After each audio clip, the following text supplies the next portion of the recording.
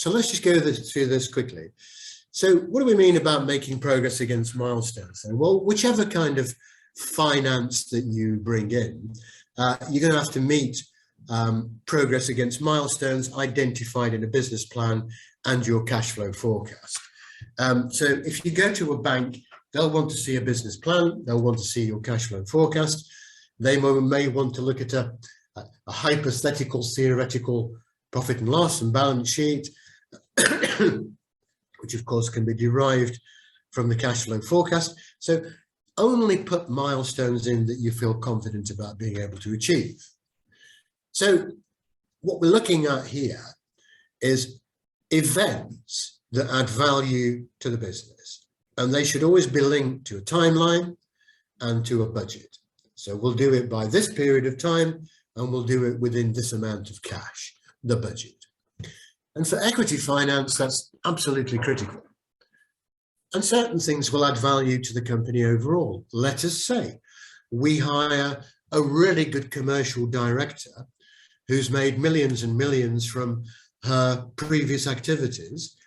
If we can encourage her to join the company, the value of the company has gone up simply by hiring somebody who's fantastically good at the job. We can launch a sales campaign in a different country.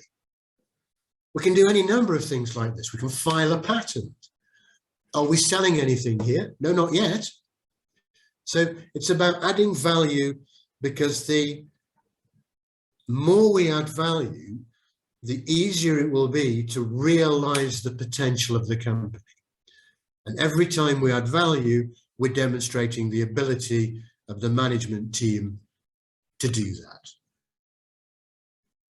So profit and loss is important, but remember, it's not just about sales. It's things like recruiting senior staff, like the woman I just mentioned, successful results from research and development, or even filing a patent.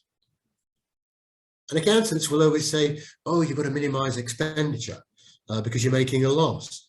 No, investment in R&D is not viewed as a loss by investors. It is by accountants, but not by investors.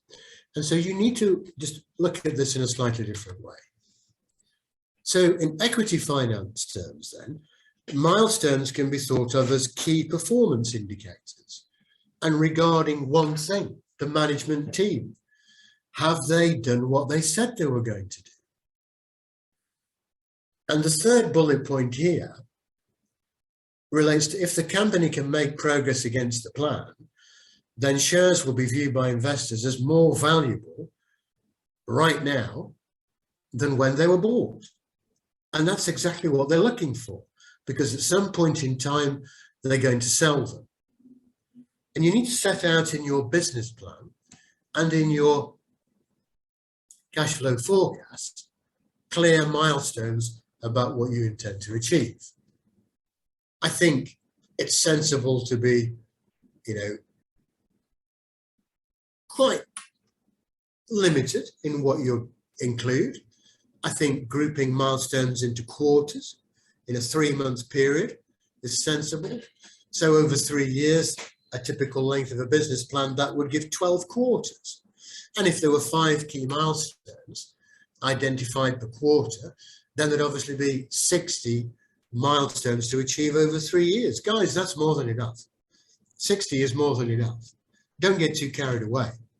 So if we're saying that 5 things to achieve every quarter, and there's 12 quarters, then 60 things, that's enough. And from that, if you were to achieve a substantial proportion of those, then you will have made progress. But not everything will go to plan.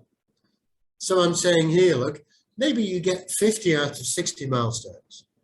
So 10 out of 60 didn't happen. You weren't able to do it. Is that a disaster? Not necessarily. 50 out of 60 is still pretty good. So that's why having a large number of milestones like 60 allows you a little bit of leeway. Not everything worked. Yeah, it's real life. We're all human. But we've delivered 50 out of 60 things, so we can do it. And that's very important. But can those milestones change? Yes.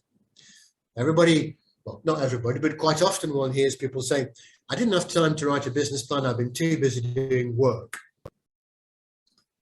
Well, that's the most ridiculous statement you can possibly think of.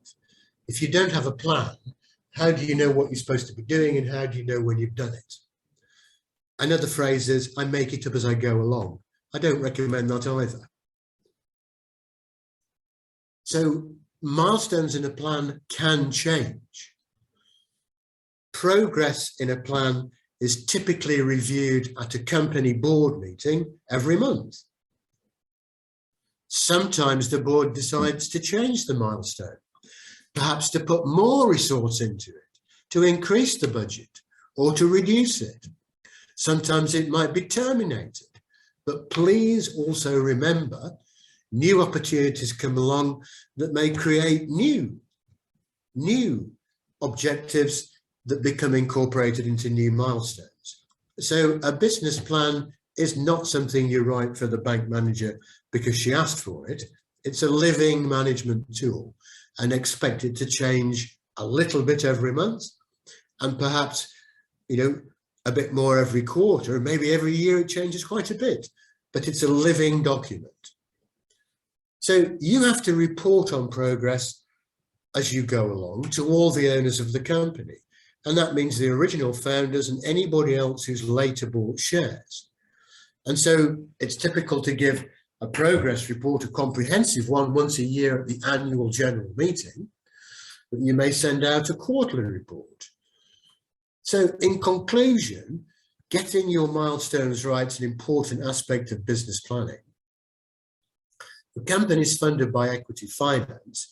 The management team has got to be very clear on reporting progress regularly to shareholders. There are legal requirements to do that as well. And progress against milestones is a key indicator of company value. So if things are not going according to plan, then the management team must recommend a new plan for shareholders, the owners, to approve. Now, this has been a quick run through of some of the aspects of finance that you need to take into account.